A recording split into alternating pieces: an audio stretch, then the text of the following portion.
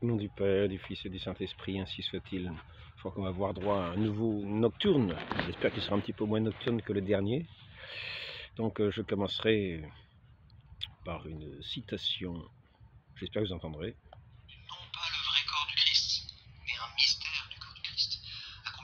Non pas le vrai corps du Christ, mais un mystère du corps du Christ. Donc c'est un protestant qui veut démontrer que l'Église a tort sur le mystère de la transsubstantiation et qui utilise pour cela des pères de l'Église. Donc il dit non pas le vrai corps du Christ, mais un mystère. Hein.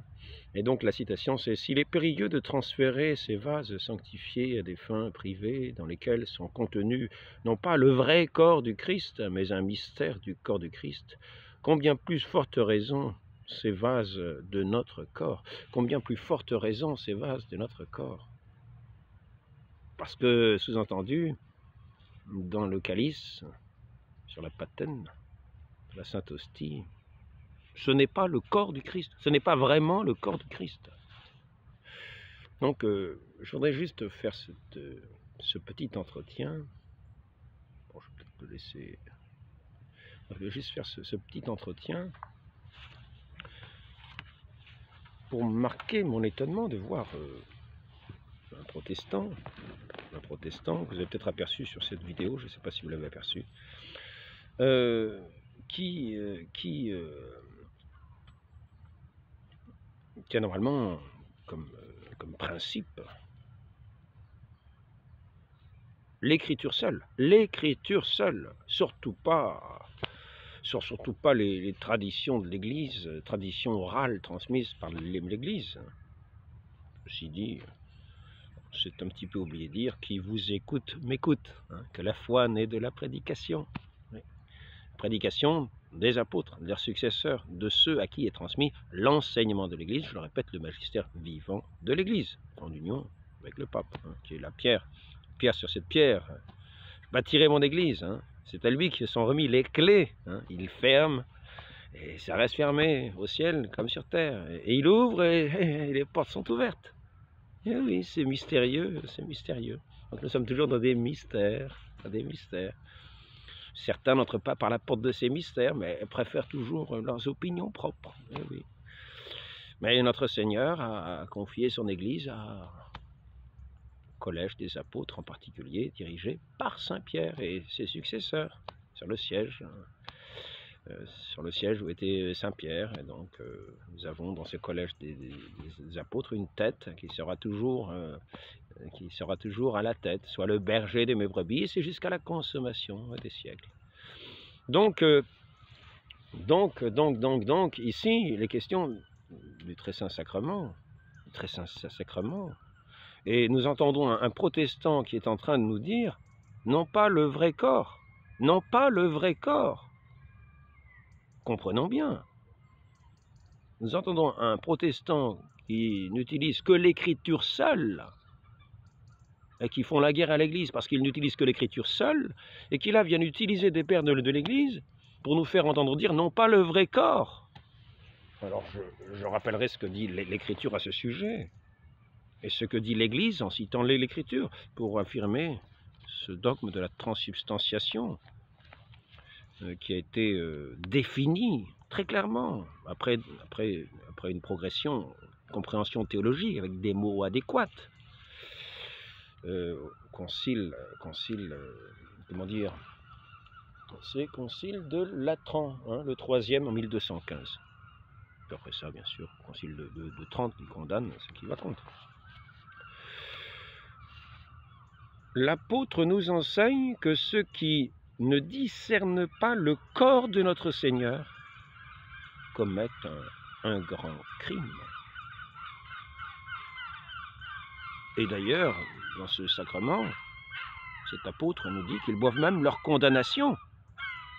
Ils mangent et qu'ils boivent leur propre condamnation s'ils ne discernent pas le corps du Christ, le sang du Christ.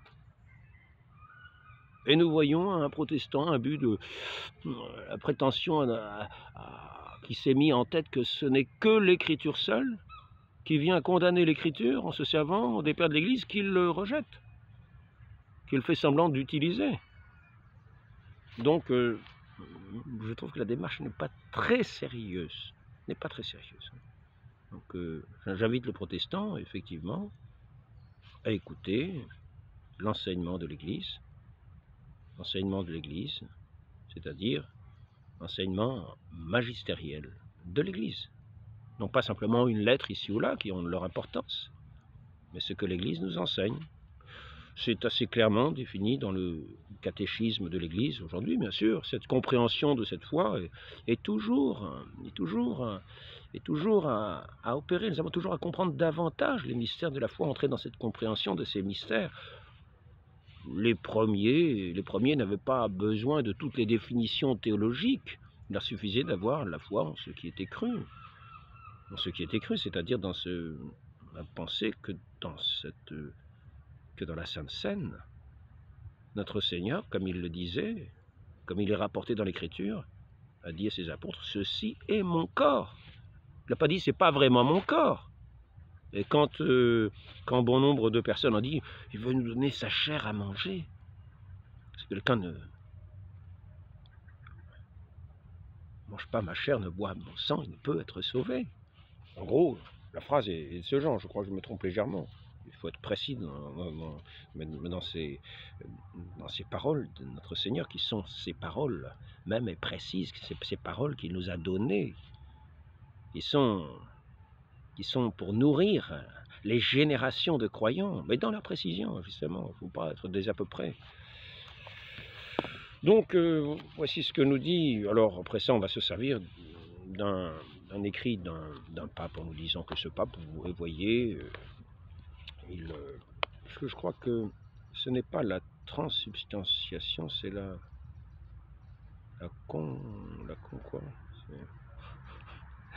consubstantiation. Je crois que les protestants, c'est plutôt ça qu'il dit, c'est-à-dire que les deux natures du pain ou du vin demeurent avec la présence de Dieu. La présence de Dieu dans le Saint-Sacrement, la présence du Christ dans le Saint-Sacrement. C'est ce qu'en gros, on peut comprendre de ce que disent ces enseignements protestants, peut-être à l'origine. Maintenant, savoir ce qu'il en est aujourd'hui, je n'en sais trop rien. Nous avons toujours cette même foi exprimée plus ou moins précisément par des mots, au fur et à mesure que nous entrons dans cette compréhension, mais ça a toujours été dans cette foi, dans ce que le Seigneur est présent substantiellement, c'est-à-dire c'est son corps véritablement qu'il donne en nourriture dans le Saint-Sacrement de l'autel. Lui qui a offert son corps et son sang sur l'autel de la croix. Il nous donne son corps et son sang sur ce Saint-Sacrement, dans ce sacrement de l'autel, le très saint sacrement, puisque c'est l'auteur même de la sainteté qui est présent, qui se rend présent, substantiellement, sous les espèces du pain et du vin. Et certains ont pu dire, oui, très bien, la nature du pain, elle reste. Parce qu'à l'époque, on n'avait peut-être pas le langage théologique adéquat. En voulant parler des espèces, de la forme du pain, de l'espèce du pain, de l'odeur du pain, on voulait dire que les espèces, en fait, demeuraient. On peut très bien entendre cela de cette façon-là. En tout cas, on ne peut pas nier que le pape Gélase parlait bien de cette... Qu'est-ce que c'est son expression? Son expression, c'est... présumé sublime. Chose divine, hein, vous entendez, c'est marqué où ça? Répondre à de multiples étaient des préjugés, comment comprendre la nature du Christ à ceux qui l'a nié en termes de transsubstantiation est encore ignoré à l'époque. Donc, le pape Gélase dit la forme suivante, il dit ça. Le sacrement du corps et du sang du Christ que nous recevons est une chose divine, parce qu'il nous rend participants de la nature divine. Le sacrement du corps et du sang du Christ que nous recevons est une chose divine, une chose divine. Sacrement du corps et du sang du Christ, puisqu'il nous rend participants de la nature divine. Pourtant, la substance ou la nature du pain et du vin ne cesse pas d'être. Il est certain que l'image et la similitude du corps et du sang du Christ sont célébrées dans l'accomplissement des mystères. Cette dernière partie paraît un peu mystérieuse, car lorsque nous regardons avec les yeux, nous ne voyons pas à proprement les apparences du corps de Christ. Lorsque notre Seigneur nous dit « Ceci est mon corps, prenez et mangez, ceci est mon corps », il ne nous apparaît pas que ce qu'il nous donne est le corps de Christ. Il nous apparaît aux yeux et aux sens que c'est plutôt du pain. Et notre Seigneur ne dit pas « Ceci est mon pain », il nous dit bien « Ceci est mon corps ». Et le corps de notre Seigneur, ce n'est pas du pain. Lorsqu'il meurt sur la croix, ce n'est pas du pain qui est crucifié. C'est le corps de notre Seigneur, c'est sa chair, nous dit-il. Ma chair est une vraie nourriture. Ma chair, c'est sa chair d'homme. Dieu s'est fait homme. Dieu s'est fait homme. Il s'est incarné dans notre humanité. Quand il nous dit « Ceci est mon corps », c'est dans son humanité. Ceci est mon sang. Et c'est ici que on peut peut-être souligner le caractère pour arriver à convaincre des esprits un petit peu difficiles, car on pourrait imaginer qu'effectivement, quand on dit « ceci est mon corps », on pourrait dire le corps du pain, la matière du pain, c'est devenu le corps du Christ, la matière du pain, le corps du pain. On pourrait dire « ceci est mon corps ». Le pain, d'une certaine manière, c'est un corps. On pourrait à la limite avoir une hésitation dans la compréhension. Mais lorsqu'il nous est dit « Ceci est mon sang, prenez et buvez », mon sang est une vraie boisson. Lorsque vous avez du vin n'est pas du sang. Vous pourriez dire que c'est un corps liquide, mais ce n'est pas ce qui est dit. Il est dit « Ceci est mon sang ». Sang de la nouvelle alliance. Et cette alliance a été scellée dans le sang du Christ sur la croix. Et il se rend substantiellement présent comme pour nous faire participer lui-même, pour nous unir à lui, pour nous assimiler à lui.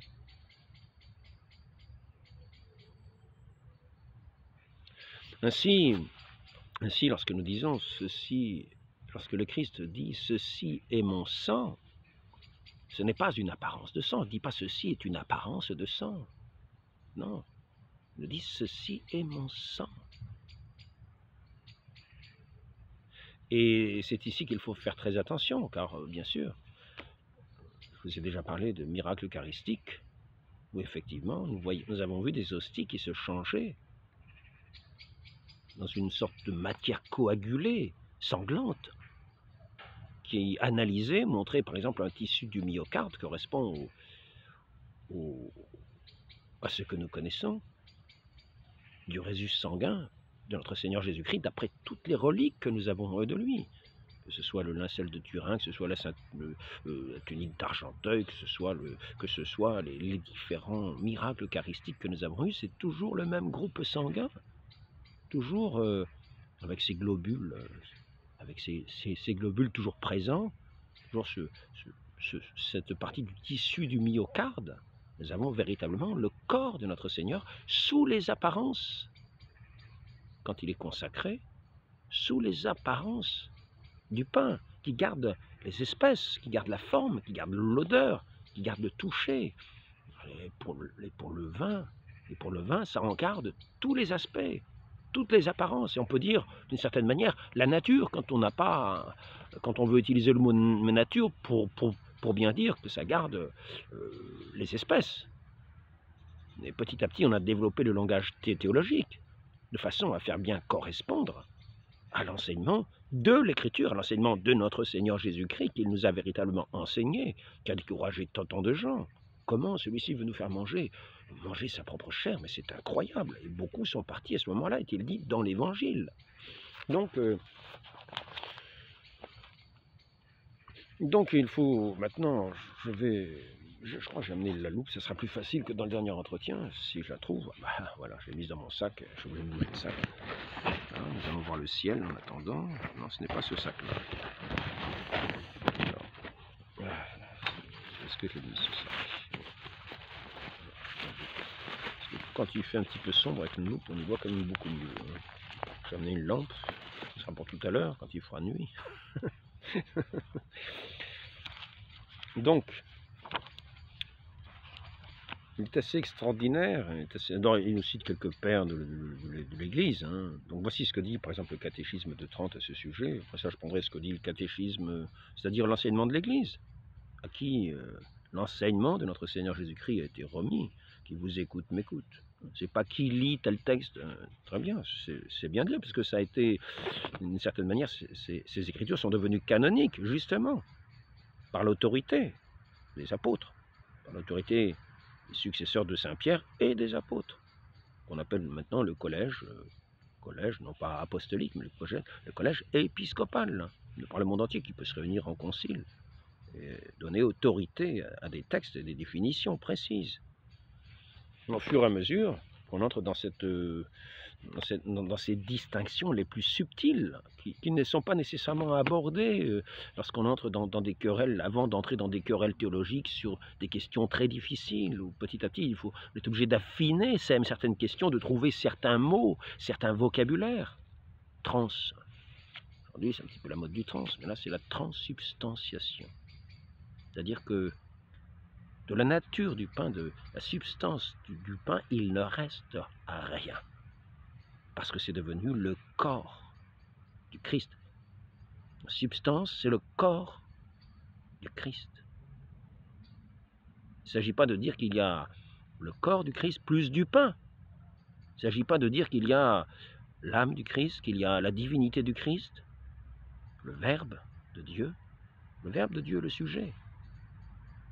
Il ne s'agit pas de dire que, c'est pour cela, n'est qu'une personne, c'est le sujet, le Verbe de Dieu.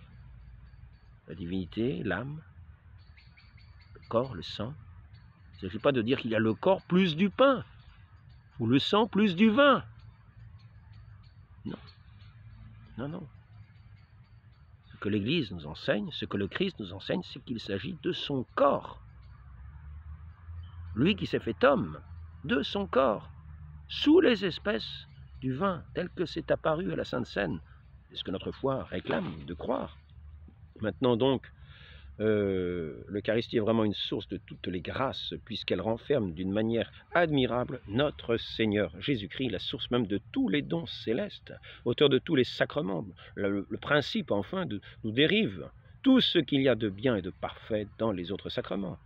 Donc ici, ce n'est pas le sacrement qui se convertit comme le pain et le vin en notre substance, c'est nous-mêmes, au contraire, qui sommes changés, pour ainsi dire, dans sa nature, en sorte que l'on peut très bien appliquer ici ces paroles que saint Augustin met dans la bouche de notre Seigneur. « Je suis la nourriture des hommes faits, croissez, et vous me mangerez ensuite. Et vous ne mangerez, et vous ne me changerez point en vous, comme il arrive à la nourriture de votre corps. Mais c'est vous qui vous changerez en moi. » Si la grâce et la vérité ont été apportées par Jésus-Christ, ne doivent-elles pas être nécessairement se répandre dans l'âme de celui qui reçoit ce sacrement avec un cœur pur et saint? Alors, ce n'est pas tout à fait ce que je voulais voir. Hein. Non, je voulais voir justement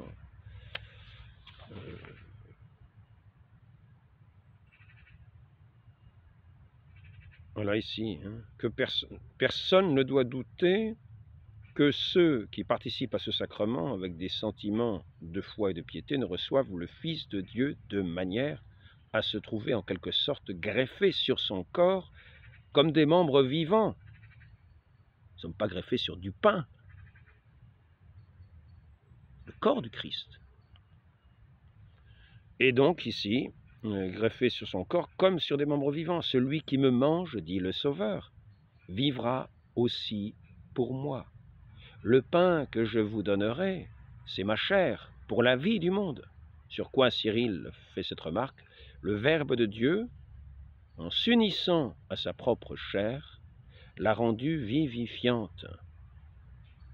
Il était donc convenable qu'il s'unit à nos corps d'une manière admirable, par sa chair sacrée et par son sang précieux, qu'il nous livre sous les espèces du pain et du vin, pour nous sanctifier et nous donner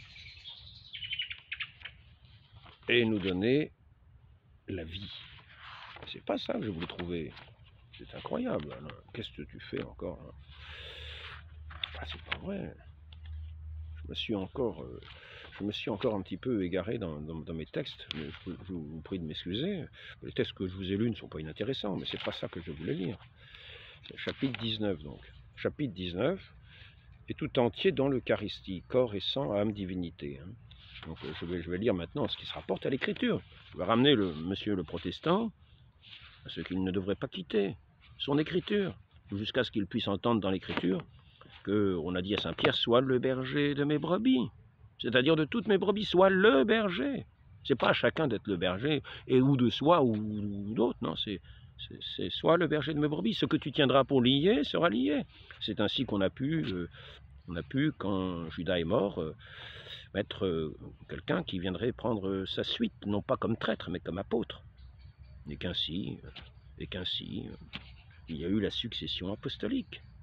Ce que vous tiendrez pour lié sera tenu pour lié. Eh oui, c'est ainsi par l'autorité de notre Seigneur Jésus-Christ, qui est la tête véritable de l'Église. Mais sur cette terre, le pape est son vicaire. Donc, j'en reviens. Alors là, je vais avoir quand même, j'espère qu'on va en arriver aux paroles. Dans l'Eucharistie, ces créations, il n'est même pas... Alors, il est permis d'en douter. Il est très facile d'ailleurs d'arriver à la même conclusion par les textes mêmes de la Sainte Écriture. Ah, nous y voilà. Cher ami protestant, écoutez bien et croyez. Il ne s'agit pas d'écouter l'Écriture, de ne pas y croire. Il s'agit d'écouter et de croire. Ça s'appelle la foi. Par la foi, comment vous dites déjà? Seul. Donc il s'agit d'écouter et de croire. Il ne s'agit pas trop de comprendre comment ça se passe, parce que ce sont véritablement aussi pour nos intelligences, malgré tout, si nous entrons dans une certaine compréhension au fil des siècles, ce sont de grands mystères, éclairés par cette parole justement. Donc, et d'abord notre Seigneur, hein, donc il est très facile d'ailleurs d'arriver à une même conclusion dans les textes, par les textes même de la Sainte Écriture. Et d'abord notre Seigneur, en instituant le sacrement, s'exprime ainsi, ce sacrement: « Ceci est mon corps ». Or, la propriété du mot « ceci » est d'exprimer toute la substance de l'objet présent. Si donc la substance du pain était demeurée, Jésus-Christ n'aurait pas pu dire avec vérité « ceci est mon corps ». Mon corps, lui qui a une chair, lui qui a une chair, le sang, celui qui ne mangera pas ma chair, qui ne boira pas mon sang. Donc d'un autre côté, le Seigneur dit dans Saint Jean: « Le pain que je donnerai, c'est ma chair pour la vie du monde », désignant ainsi sa chair par le nom du pain. Puis un autre instant après, il ajoute: « Si vous ne mangez la chair du Fils de l'homme, et si vous ne buvez son sang, vous n'aurez point la vie en vous. » Et encore, ma chair est véritablement une nourriture, et mon sang est véritablement un breuvage. Or, appelé en termes si clairs et si formels, sa chair, un vrai pain, une véritable nourriture, et son sang, un vrai breuvage. N'est-ce pas évidemment nous apprendre que ni la substance du pain, ni celle du vin ne demeurent dans ce sacrement? Ceux qui auront seulement parcouru les saints pères reconnaîtront sans peine que telle a toujours été leur croyance unanime. Unanime. Nous avons vu que justement, monsieur protestant nous citait, peut-être la lumière, on va mettre les éclairages, que ce monsieur protestant nous citait quelques pères qui semblaient aller dans un sens contraire, mais c'est peut-être aussi à cause des mots nature, substance. Et puis il s'agissait surtout de parler dans ces textes cités de nature du Christ. Dieu, nature divine, et sa nature humaine, lui qui est le Verbe est véritablement le sujet, personne du Verbe. Dieu fait homme, Verbe qui s'est fait chair, les deux natures. Aussi, donc, il s'agissait surtout de parler du Saint-Sacrement de cette manière. Nous avons vu que d'ailleurs un hérétique n'est pas forcément hérétique en tout. Nous avons vu dans sa démonstration qu'un hérétique nous parlait comme il convenait, en disant que c'était que pour le coup la chair était devenue vraiment, que le pain était devenu vraiment la chair du Christ. C'est ce qu'il avait, même en tant qu'hérétique, gardé de la foi de l'Église. Donc, après ça, on dit que, justement, pour parler de la double nature du Christ, nature humaine, nature divine, on dit que les espèces sont demeurées. C'est le mot substance et le mot nature qui sont utilisés, au lieu du mot espèce. Le mot substance est insondable au sens. Le mot substance est ce qui n'est pas vraiment sensible au sens. Le mot nature, le mot espèce, c'est ce que nous touchons par les sens, ce qui nous apparaît au sens. Matière. Alors ici, le pain que je donne, c'est ici. Alors, donc là, nous avons quelques pères, par exemple, nous avons Saint Ambroise. Hein. Vous direz peut-être, ce pain est tout ordinaire. Oui, c'est du pain ordinaire avant la consécration. Nous avons Saint Ambroise. Donc, je vous rappelle, il s'agit aussi d'avoir une bonne volonté, de regarder ce que dit vraiment l'enseignement de l'Église, de voir comment elle est confirmée aussi par certains pères. Il ne s'agit pas de mettre des oppositions, de trouver les exceptions ou la mauvaise utilisation de certains mots. Et là, la compréhension est très claire de ce père de l'Église, de Saint Ambroise, docteur de l'Église. Hein. Donc, voici ce qu'écrit Saint Ambroise. C'est 15, livre 4 du sacrement. Ça. Ouais. Vous direz peut-être, ce pain est tout ordinaire. Oui, c'est du pain ordinaire avant la consécration, mais aussitôt, après la consécration, ce pain devient la chair de Jésus-Christ. Puis, pour rendre ces preuves plus sensibles, il apporte plusieurs exemples et plusieurs comparaisons.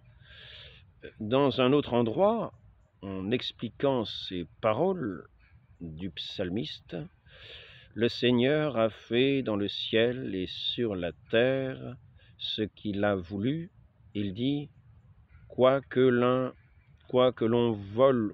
voit la figure et la forme du pain et du vin, il n'y a cependant rien autre chose après la consécration que la chair et le sang de Jésus-Christ.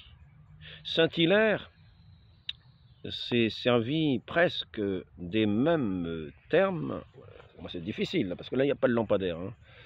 Les mêmes termes pour exprimer la même vérité. Il enseigne que le corps et le sang du Seigneur sont réellement dans l'Eucharistie, quoique au dehors, on n'aperçoive que du pain et du vin. Ici, les pasteurs feront bien d'avertir les fidèles qu'ils ne doivent pas s'étonner qu'on ait conservé le nom de pain à l'Eucharistie, même après la consécration.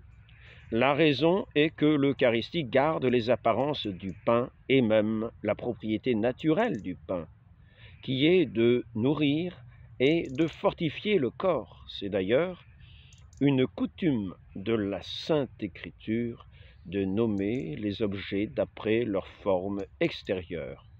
C'est ce qu'on voit dans la Genèse où il est dit que 3 hommes apparurent à Abraham et cependant c'était 3 anges. De même, nous lisons dans les Actes que deux hommes apparurent aux apôtres au moment où notre Seigneur Jésus-Christ venait de monter au ciel.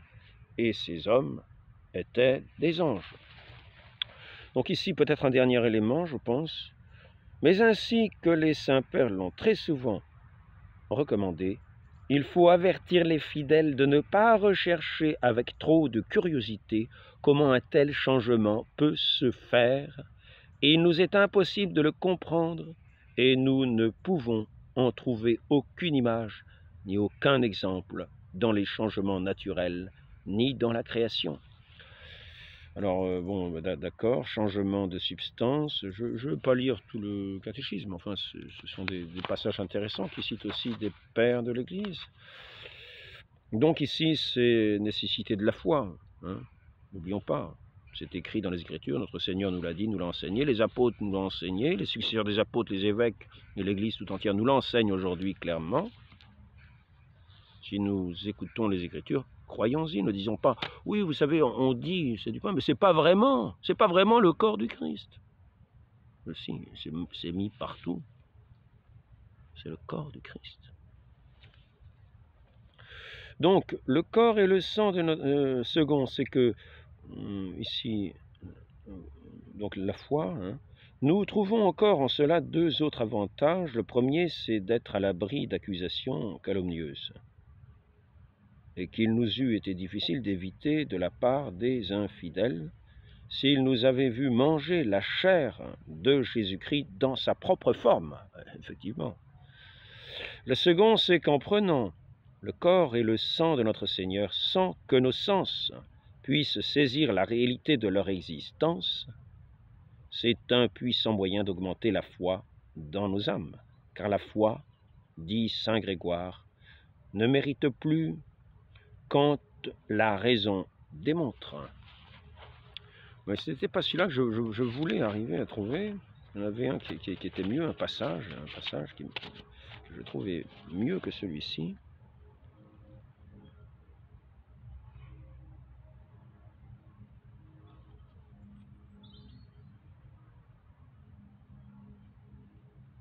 Donc ici, vous avez quelques passages, hein, quand notre Seigneur dit « Celui qui mange ma chair et qui boit mon sang demeure en moi et moi en lui ». Bon, celui-là, je vous l'ai lu. Hein. Je vous l'ai lu. Je crois qu'on va arrêter là. Bon, c'était juste un petit entretien pour dire quand même un certain étonnement de voir que des protestants se servent de pères de l'Église qui disent certaines choses avec le langage qu'ils ont à l'époque pour contredire les Écritures. C'est quand même un petit peu stupéfiant. Enfin, la foi seule suffit. Hein, la foi. Et non. Il faut aussi, comme dit Saint Jacques, le diable croit et il tremble, parce qu'il ne fait pas les œuvres de Dieu. Il faut aussi, quand on aime le Seigneur, garder sa parole, c'est-à-dire agir selon sa parole, agir selon notre foi, par la charité de Dieu. C'est à l'amour que nous serons jugés.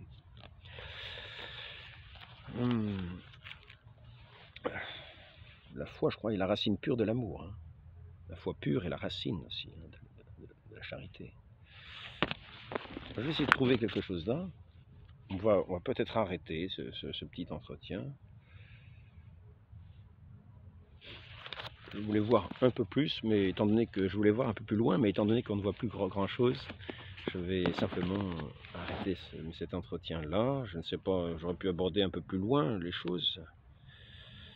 Oui, donc l'autre jour, peut-être je pourrais terminer par vous rappeler ce miracle eucharistique que nous avons. Si vous mettez miracle eucharistique de Lourdes, vous le trouverez. Alors, nous allons y arriver ici.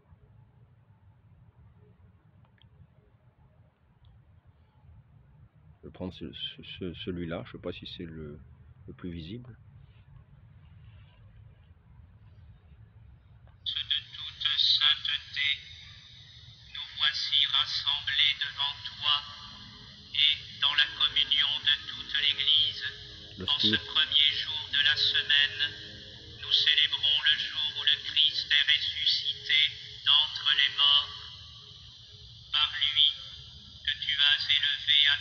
droite. Dieu notre Père, nous te prions, sanctifie ces offrandes en répandant sur elles ton esprit, qu'elles deviennent pour nous le corps et le sang de Jésus, le Christ, notre Seigneur. Au moment d'être livré et d'entrer librement dans sa passion, il prit le pain, il rendit grâce, il le rompit et le donna à ses disciples en disant: Prenez et mangez-en tous. Ceci est mon corps livré. Pour vous. Et après ça, il prit la coupe. Ceci est mon sang, livré pour vous, versé pour vous. Sang versé pour la multitude, qui vient effacer tous nos péchés, et qu'il a voulu nous donner comme boisson véritable. Ô Marie conçue sans péché, Notre-Dame des douleurs,